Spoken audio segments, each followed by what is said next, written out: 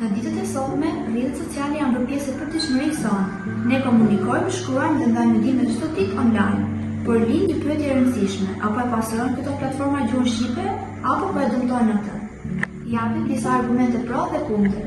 Argumenti i parë është varfërimi i gjuhës. Studimet tregojnë se komunikimi në rrjetet sociale shpesh përdor fjalë të shkurtuara dhe fjalë të kufizuar. Kjo që një përdorim më të dobët të gjuhës. Një argument tjetër kundër është se gjuha evoluon. Gjuha është një organizëm i gjallë dhe ndryshon me kohë. Ndryshimet nuk janë gjithmonë negative. Argumenti i pro është shkurtimet dhe gabimet. Faleminderit në vend të faleminderit, mungesa e dhe qes. Këto kryejnë zakon të gabuar shkrimor. Një argument tjetër kundër është se ka më shumë komunikim. Sot njerëzit shkruajnë më shumë se kur. Rrjetet sociale rrisin përdorimin e gjuhës. Argumenti i tretë pro janë fjalët e huaja. Like, comment, follow. Gjuha fillon të përzihet dhe humb pasardhësinë e saj.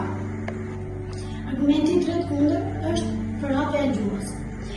Rrjetet sociale ndihmojnë shqiptarët në diasporë të mbajnë lidhje me gjuhën. Një faqe që ndihmon në mësimin e gjuhës shqipe është edhe prezi.com. Argumenti i fundit pro është përzierja e gjuhës. Argumenti i fundit kundër është edhe edukimi online. Ka faqe dhe platforma që mësojnë shkrimin dhe pasurën fjalore. Një faqe që mëson gjuhën shqipe është edhe prezi.com. Gjuha shqipe nuk është thjesht një mjet komunikimi. Ajo është identiteti ynë. Ajo bart historinë, kulturën dhe shpirtin e një kondi. Rrjetet sociale mund ta dëmtojnë, por edhe ta pasurojnë. Gjithçka varet nga ne. Shihni në episodin e radhës.